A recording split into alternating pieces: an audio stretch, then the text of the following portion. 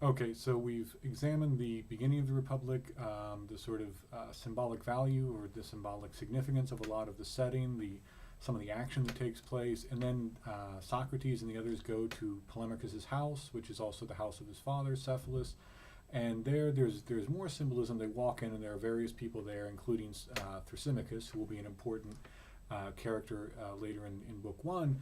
But also Cephalus, Polemachus' father, he's sitting there on a stool in the middle of the room. He's wearing a wreath because he's just performed sacrifices. So again, there's clear symbolism here where Cephalus, he's the sort of represents fatherly authority. He is Polemachus' father. He's the oldest member there, and he also obviously represents religion in a way. He's just performed sacrifices. He represents piety. He's still wearing the wreath, and we'll see his own belief system is very much focused on his religious beliefs and concern about things like that. So the symbolism is clear. He represents kind of tradition, authority, piety, family authority. He's a father figure and so on. And he's very excited when he sees Socrates, and he says, "Socrates, I'm so happy to see you. You should come see me more often." And he kind of suggests, "Well, I'm like you, Socrates." He says, "Now that the other pleasures, the pleasures of the body, have withered away," as he puts it, the pleasures of the mind for me are more intense, so you should come and talk more. So Cephalus, now that he's too old to do the other things that he used to do, which you know from the reading what some of them are, now he likes to talk, and he sort of seems like, "Well, I'm like you, Socrates," except of course Socrates is still fairly young, and he's not 20 or anything at this point, but he's still fairly young, but he likes to talk. He's much more interested in the pleasures of the mind than he is in the pleasures of the body. Cephalus, now that he can't really enjoy the pleasures of the body anymore, he likes the pleasures of the mind, and he says, "Socrates, you should come see me more often." Tries to be very polite, very inviting, kind of like your grandparents might do when you go to visit them, and they say you should really come visit more often, and maybe they put out some cookies for you and so on. And Socrates also seems to be very happy. He says, "Well, Cephalus, for my part, I'm always very interested to talk to the very old." Which is not very polite. I mean, obviously Cephalus might be old, but Socrates says he looked very old to me. It had been a while since I saw him. So Cephalus may look very old, but of course it's usually not very polite to point that out when people are very old. And then he goes on with his question. He says, "Since you've traveled a path that we all may have to travel, I'd like to know what is it like?" And he says, "You in particular, you're at the threshold of old age." And from the note, what that means is he's about to die. That he's so old that he's at the threshold, the entryway to the next life, to Hades. The Greeks, what they believed the afterworld was, called Hades. And so he says, you're at that threshold. You're about to die, basically, which, again, is just not very polite and even kind of scary. But Cephalus, we see, he's very urbane. He's able to take it in stride. He says, "Well, by Zeus, Socrates, I'll tell you just how it looks to me." And he says, "A group of us, older people, we get together, keep up the proverb, as he puts it, like among like. You like to spend time with people who are like you." So he says, "A group of us get together and we talk as people do." And he says, "In most of them, actually, we're all pretty old, and most of them actually complain quite a bit. And in particular, they think back to the sort of intense physical pleasures that they had when they were younger, that they could still enjoy when they were not necessarily all that young, really until fairly recently, when they were young, when they were middle-aged, even when they were maybe 60. He says, sex, drinking bouts, feasts, all of these kind of intense physical pleasures that you just can't do anymore when you're very old. And Cephalus says, most of my friends complain, they lament the fact that they can no longer do these things. As he puts it, they act as if then they were alive, and now they're not really even alive, now that they can't do these things anymore. And he says, but I don't see it that way. He says, I've known other people, Sophocles, for instance. And Sophocles, of course, was one of the great Athenian writers of tragedy, a great tragic poet who was obviously alive at that time. And Cephalus says, I was once present when someone asked him a rather personal question, can you still have sexual intercourse? This was before Viagra, obviously. And somebody said, Sophocles, can you still have sexual intercourse? Are you too old? Obviously a somewhat personal question. Some of you may have heard or may know this. The Greeks regarded sex basically as a natural part of life. They didn't see it as sinful or especially shameful or anything like that. But even so, this is obviously a personal question. So we see Cephalus was kind of friendly with Sophocles, it seems, was part of a fairly intimate circle of his.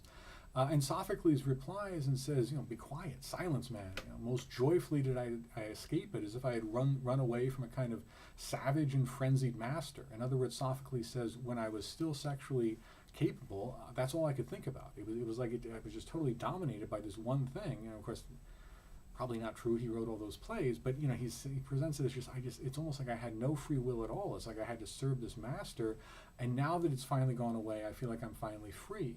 And Cephalus says, I thought he spoke well at the time. Again, Cephalus was younger. He didn't really change his own actions, but he thought he spoke well. And Cephalus said, I still do. And it's true. When you get older, you can't enjoy these intense physical pleasures anymore. Your body just can't do it. But that's good. It's like you're free of many masters. You're no longer obsessed with seeking pleasure in this way. Now, we'll see later when he talks about his guilt. Again, he's not guilty. He doesn't feel guilty about any of this. He clearly pursued pleasure in his life, and he doesn't see anything wrong with that. I mean, he may feel like, well, I wasn't really free then, but he doesn't see it as sinful. He doesn't think that he needs to make up for sins of the flesh or anything like that. All of that was considered perfectly natural by the Greeks. So he doesn't feel guilty about it, but he feels like, now I'm finally free. Now that I'm not obsessed with sex and drinking and eating and these other intense physical pleasures, now it's like I'm finally free and no longer having to serve these desires or these passions as if they were my masters. And he says, I thought he spoke well, and I think, I think now that looking back, he spoke well. And he says, I think that that's true, that when you get older, you can be free of many masters. So he says, really, it's not old age, it's the character of the person. If you're a good, orderly type, then you'll bear old age well. If you have a good character, if you're not, if you're unhappy in old age, well, you were probably unhappy when you were younger, too. It's much more people who are orderly and content when they're young are going to be the same way in old age. People who are really dissatisfied when they're old, he said, if you went back, they were probably also always really dissatisfied and unhappy when they were younger. It's not really about your age in life or what pleasures you can enjoy or not enjoy. It's about your basic character. And Socrates says, I was really surprised when he said this. And I said, Cephalus, I bet the many, and as the note points out, the many, this is kind of like saying the vulgar, the great majority of people who only care about money, who can only think in terms of money. He says, the vulgar, basically, the many don't believe this when they hear it from you. But they say, well, Cephalus, you're rich. Of course old age is easy for you. You have a nice house, you have servants to do things for you, you basically have a fairly easy life. All you have to do is sit there. Of course old age is easy when you have money. If you were poor, you wouldn't be bearing. It doesn't matter, your character doesn't matter. If you were poor, you could have the best character in the world, and old age is going to be difficult. And Cephalus, again, it's a somewhat aggressive question. Again, Socrates suggested it's someone else saying this. But it's not the most polite question in the world. And Cephalus says, again, takes it in stride and says, you're right, and they have something there. And he basically says wealth is a necessary but not a sufficient condition of being satisfied in old age. He says it's true. Poverty, it makes old age hard for anybody. If you can't really afford, you have to go out and chop your own firewood and get your own food and fix it and everything, and you're living in a very small hut somewhere in the hottest, most brutally humid part of Athens, then yeah, it's going to be difficult. Let's be honest, doesn't matter how good your character is. But again, he says, look, I have other friends who are old and wealthy, and they're very unhappy. So wealth by itself isn't enough.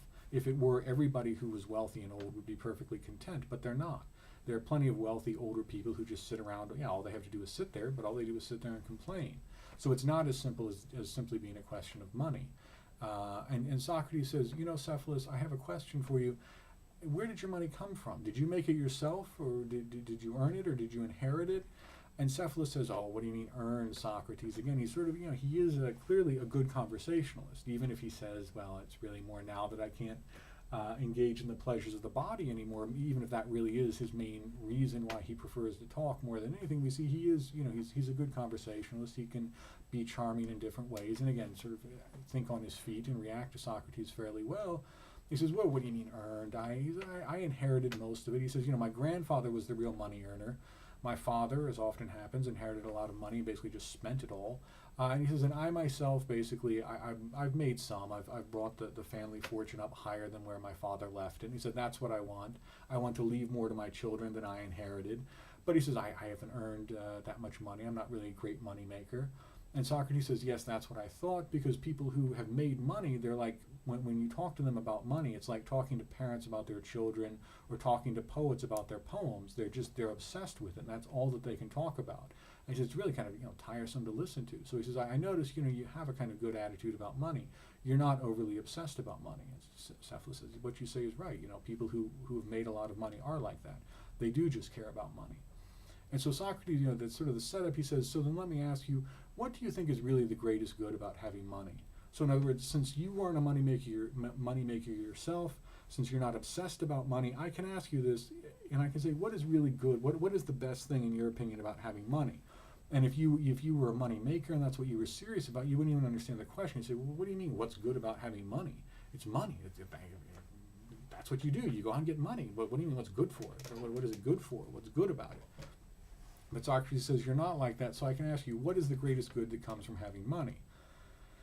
And Cephalus says, what I say maybe wouldn't persuade a lot of people. But he says, when you're young, you hear these stories about people who were unjust, being punished in Hades, being punished in the afterlife by the gods. And he says, you scoff, you laugh at them. You think that they're just silly stories about people being punished. I mean, it's all nonsense. And he says, again, not just when you're a kid or in your 20s or something, really up through most of your life, you think it's all nonsense. And then he says, but again, he's sort of delicate. He says, when a man comes near to making an end, meaning not finishing a meal or something, but dying, he says, when a man comes near to making an end, he says, fear and care enter into him for all of these things. And he says, whether it's the debility of old age, the Greeks referred to old age as a second childhood. The idea is, physically you become dependent on other people, you become weaker, and it's like you're regressing to childhood as you become physically dependent on other people again. But also mentally. I mean, if you live long enough, mentally you start to fail, and again, it's like you become a child again, harder to understand things. You basically become senile. So the Greeks referred to old age as a second childhood, and Cephalus basically says, whether it's the debility of old age, your mind is getting weaker, and so you're like a child again, you're easily frightened, or he says, or whether it's because it's like you're closer to that place and you can sense what's going on there because you're so close to death yourself. He says, one way or the other, doesn't really matter. He says you become really frightened about all these stories you've heard about people being punished in the afterlife. And he says, sometimes you wake in the middle of the night, you wake in a fright like a child. You're just terrified. What's going to happen to me when I die?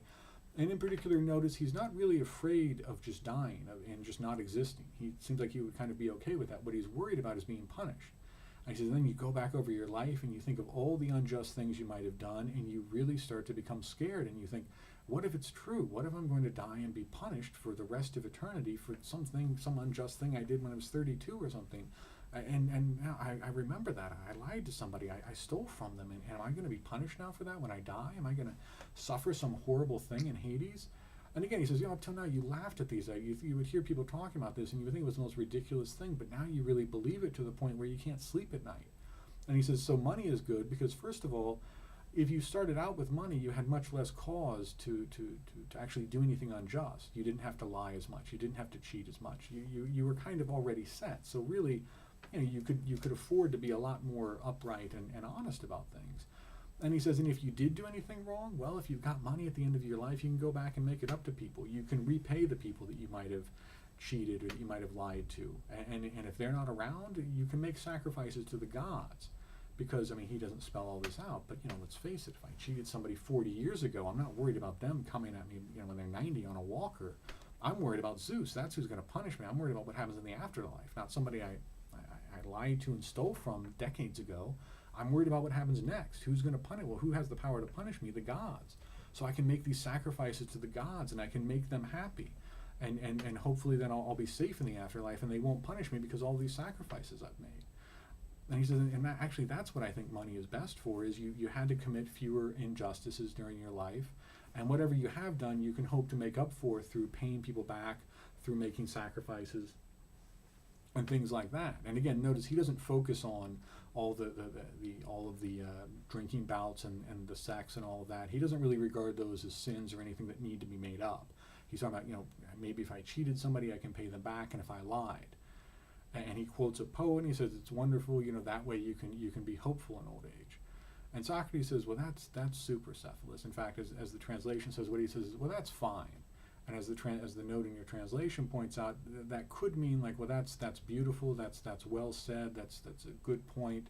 Or it could kind of be like saying, well, that's nice, that's fine, that's kind of a pretty thing to say, but is it really true?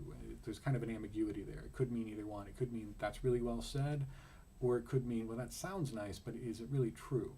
And so Socrates says, well, that's fine, Cephalus.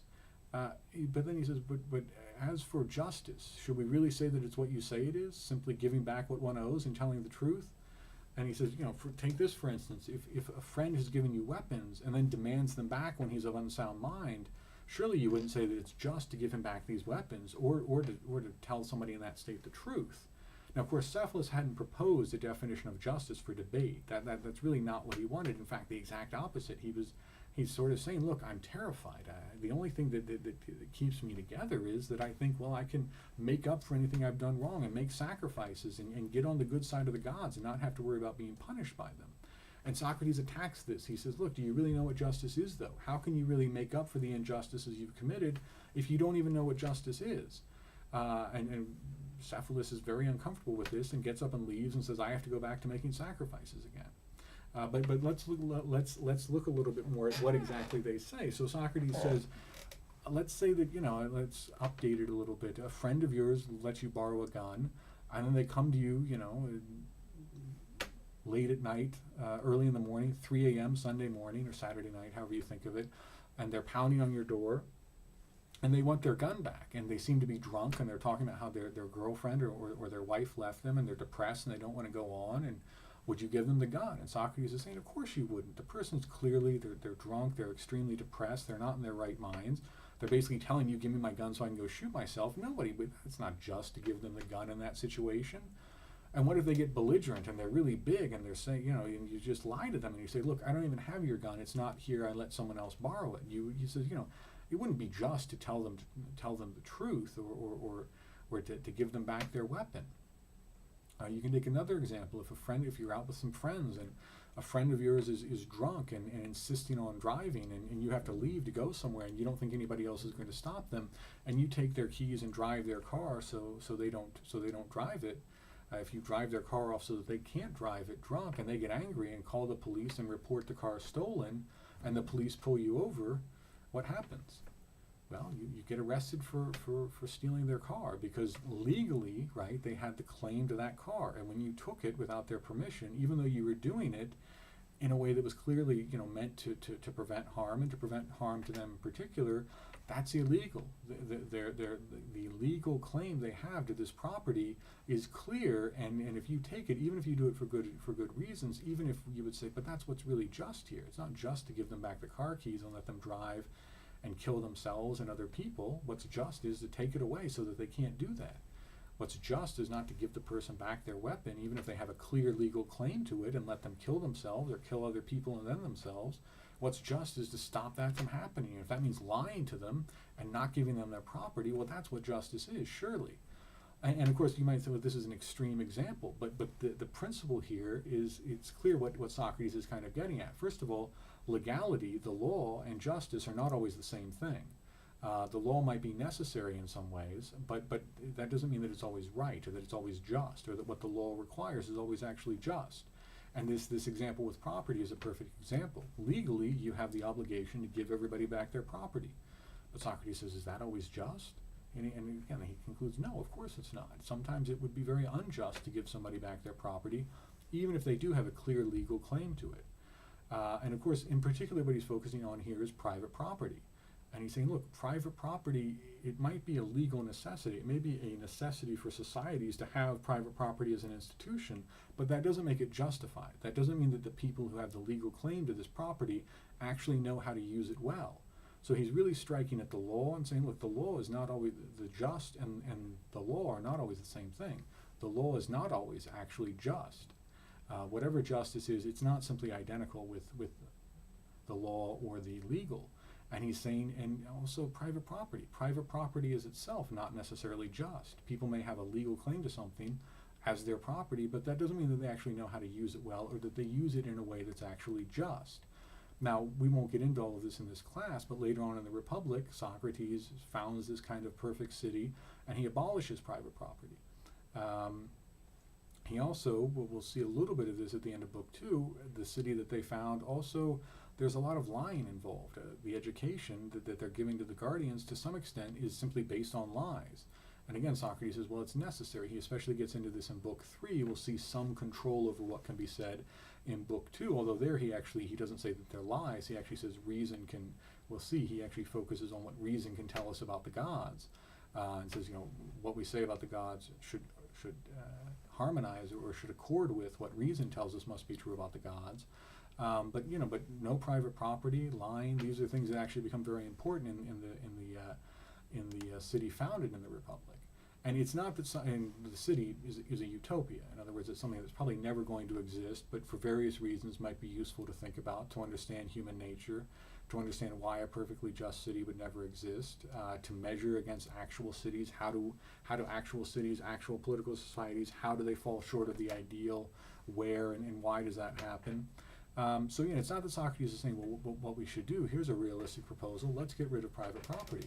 But he's saying, look, if we wanted to have a really just city, you would have to get rid of it. Why? Because private property as an institution is not just. Again, he's not saying that it's practical. Another student of Socrates, Xenophon, wrote a book called The Education of Cyrus about a Persian prince who became a great imperial conqueror, and the idea is he talks about the education of Cyrus as a young person, how he came to become such a great military success and a great military leader and so on. And when Cyrus was very young, his teachers, he was the prince in a small part of Persia, and his small kingdom ended up conquering with him and leading them. They sort of conquered a much larger area. So when Cyrus was just small, just a little boy, and was being educated to be the prince of his small kingdom, his teachers gave him a problem. And they said, now, Cyrus, there are two boys in your class, and one of them is a big boy, and he has a cloak that's too small for him, and the other is a small boy, and he has a cloak that's too big for him. What would you do in this situation? And Cyrus said, well, I would take the small cloak from the big boy and give it to the small boy, and take the big cloak from the small boy and give it to the big boy, and then both kids have a cloak that actually fits them. So I would give both of them what's actually fitting, what's actually good for them, a cloak that actually fits right. And his teachers, what do you think his teachers did? They beat him, actually, because they said, look, you're going to be the prince. You're going to be a ruler. And people do not want their rulers to take their property from them. What people care about is having their property, having what they think of as theirs. They want their stuff. And they don't want people taking their stuff away from them, even if it is good for them. You will never be able to convince people that taking their stuff is somehow better for them. Even if a few people see it and agree with you, for the most part, it's not going to work. So it's not that Socrates is saying that it's a realistic proposal, but he is saying, look, theoretically, you have to look at this and see the law is not necessarily just. Private property is not necessarily just. Some of the fundamental institutions which are necessary for society don't necessarily stand up to rational scrutiny. And in particular, they're not necessarily just. Even something that you might think of as being as fundamental to justice as telling the truth, Socrates says, no, maybe there are situations where lying is actually what's really just, and telling the truth would be unjust. So he says all of this, and he brings all of this out. And of course, Cephalus doesn't want to hear any of this. Cephalus doesn't want to really know what justice is. He wants to feel like he knows so he can have this sense of security. Cephalus essentially wants a series of rules to follow, and he feels like, and he wants to be able to believe that if he follows these rules, he won't be punished. So he doesn't want a kind of complicated search for justice where he has to think about it, what is it, and will I ever really know? Maybe I end up being uncertain at the end. No, he wants certainty. He wants to know this is what justice is. It's following these rules, and if I follow these rules, I won't be punished. And that's the other thing about Cephalus is his attitude towards justice is that it's simply a burden. It's simply something that you do to avoid something worse. It's simply a series of rules that you follow. I mean, you make some sacrifices, you give some people some money that you don't really want to give them in order to avoid something worse, namely being punished in Hades. If you could somehow guarantee to Cephalus that he would not be punished in the afterlife, all signs point to the conclusion that he would decide, then I don't care about justice. I don't care about making these sacrifices. I don't care about going back and giving money back to people that I took from. The only reason I'm doing this is to avoid punishment. So there's nothing good about justice for him. There's nothing positive here. It's simply something negative that you do to avoid something worse. And we'll see this becomes important throughout the Republic, but especially in Glaucon's speech in Book 2, but also we see the contrast almost immediately with his son Polemarchus. The other thing is, again, we see Cephalus clearly kind of represents religion, represents piety, and it's not a very good picture. I mean, he's pious mainly because he's afraid of what's going to happen to him. He's afraid of punishment, and as a result, he's extremely irrational. As it happens in this situation, most people want to hear Socrates. Thrasymachus is there, who's a sophist, who's not very religious, not very pious. The young people want to talk. Socrates clearly seems to be saying we have to get rid of Cephalus. Whatever we're going to talk about, in this case justice, but anything we're going to talk about, we have to get rid of Cephalus, who basically is going to give this kind of religiously sanctioned kind of traditional response to everything, and isn't going to be open to considering whether or not that's true. So we have to get rid of him, and as we see from the beginning, Socrates is hostile towards him. Socrates is hostile towards this embodiment of tradition and piety and so on from the very beginning. And again, it's not a positive picture that Plato paints of religion or of piety. Fear of punishment, motivated chiefly by an irrational fear of punishment. What happens to me after I die? And even if you think that the fear itself is not irrational, though Cephalus himself seems to suggest that it is, but even if you think that the fear itself isn't irrational, it makes Cephalus himself extremely irrational. He does not want to question his beliefs. He does not want to think about anything. He just gets up and leaves once that starts. So again, you can kind of see where the implication early on. Did Cephalus in some sense corrupt the youth? Did he in some sense not believe in the gods of the city? You can see how people like Cephalus would regard Socrates as something of an enemy. Here, Cephalus, outnumbered, even though it's his own house, doesn't really have that much power, but you can see how, especially people who are a little bit less urbane, a little bit less sophisticated, a little bit less hedonistic than Cephalus, a little bit more fanatical in short, would especially, really had a problem with Socrates and what he was doing. So all of that hopefully helps clarify some of what's going on in Socrates' fairly brief conversation with Cephalus.